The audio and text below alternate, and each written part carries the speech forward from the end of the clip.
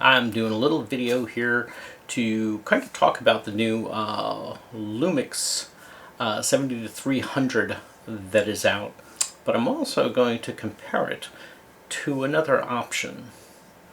But first, let's talk about the 70-300 f4 to 5.6. It's on pre-order now. Adorama is advertising a $250 discount for pre-order.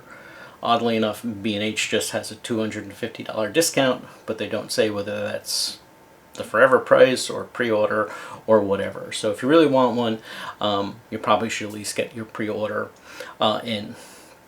Now, some people have criticized the cost, and I'd like to kind of discuss that a little bit, but in defense of Panasonic.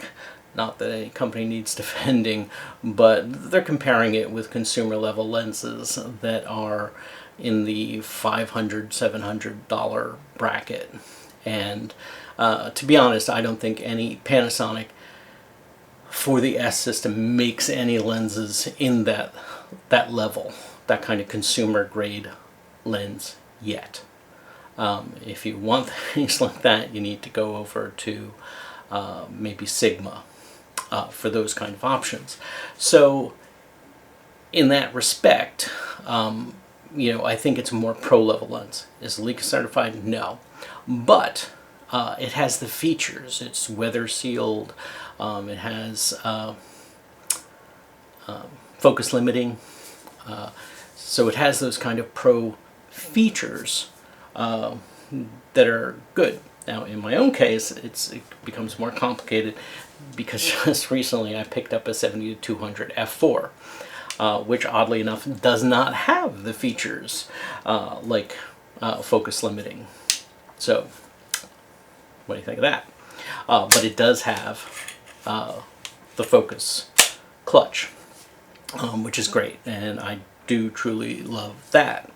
Had I been making my buying decision knowing the 70-300 was just about ready to be released, I might have gone with the 70-300. My one caveat has been that I was curious whether it would take the 1.4 and the 2x teleconverters, and that seems to not be the case. So that puts me back at the 70-200 f4 because I can use the teleconverters on that, so I can get the extra reach, because when I look at a lens like that, I'm looking for reach. So if you were really committed to the Lumix system and you want that kind of lens, I think it's a good value. It's a little bit lighter, the 200 f4.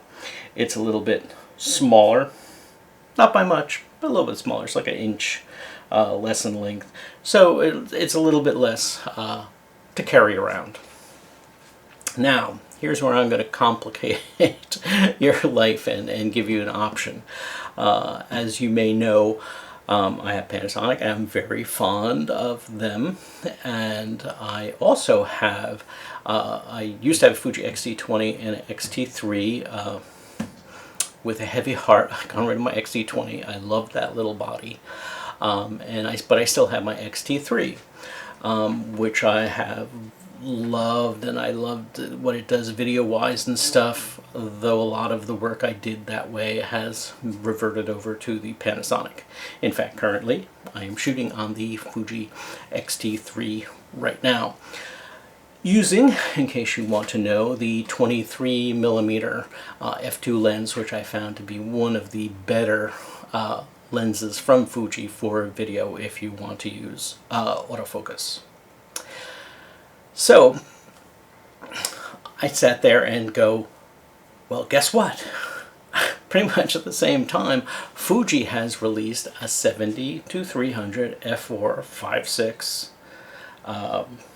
Similar designs, 17 elements, 12 groups versus the Lumix 17 and 11.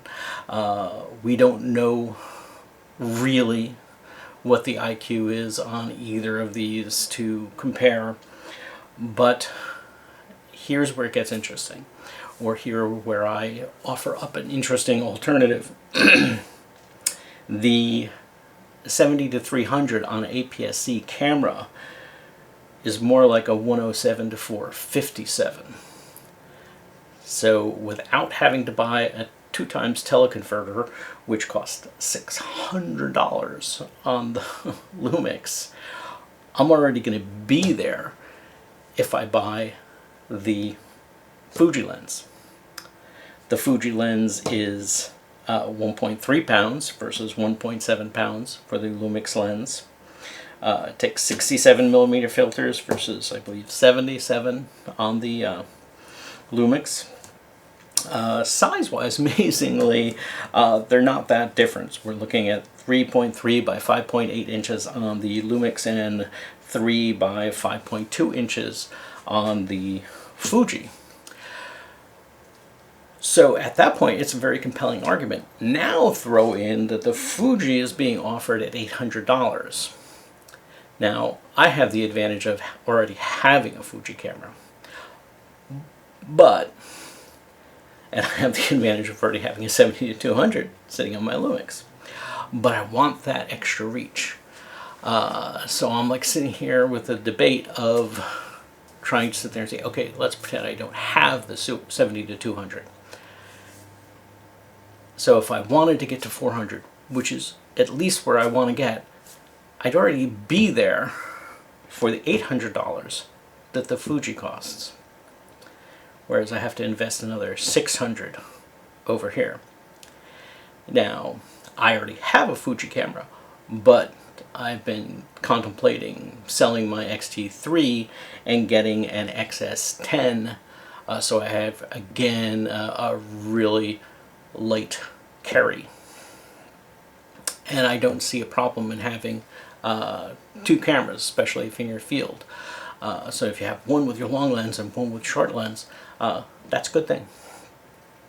So if I total it up, I can buy the $800 Fuji lens, a $900 XS10, and I'm looking at $1,800 total. Now in my personal case, I have an X-T3 to sell, which means net cost for the XS10 could be as low as a couple $100, potentially as low as nothing. So for me, that's a really compelling argument. But even if you are totally a Lumix shooter, to get to that same 400 level, you would have to buy the 70 to 200, which is already like $1,500. But if you shop around, you can get it from between $1,000 and $1,200 for a used or a demo. There seems to be a few out there.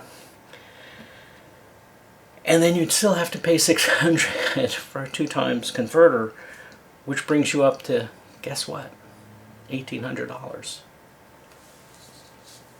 So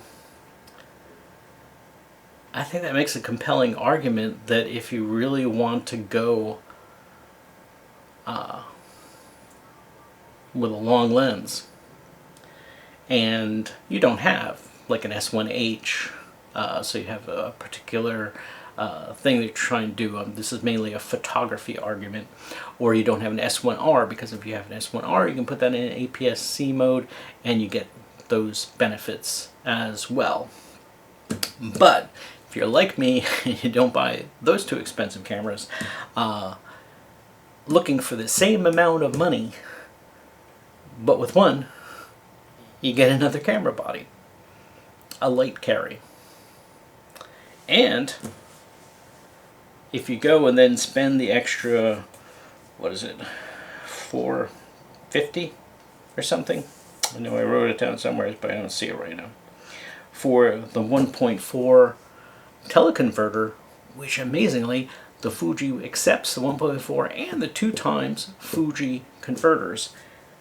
That can get you to 150 to 640 with the 1.4. You'd be sitting about f8, but if I put it 2x on that 7200, I'm in the same neighborhood. But I'm not at 640.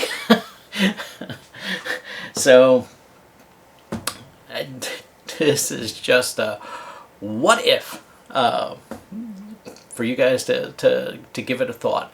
It's kind of where I think I'm gonna go, because I do like my Fuji cameras, I do like my Lumix cameras, but maybe right now the Fuji's the more compelling argument with long lenses versus the Panasonic.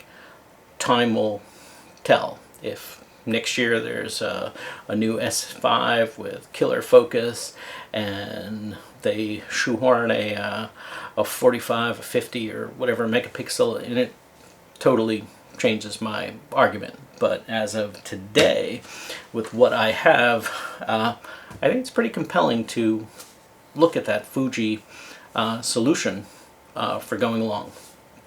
Of course, all bets are off till we know the IQ, because if the IQ isn't there, it won't matter. But again, food for thought video. Hope you got something out of this. If you did, please give me a thumbs up. If you didn't, do what you have to do. And please subscribe, and I'll see you next time. Bye.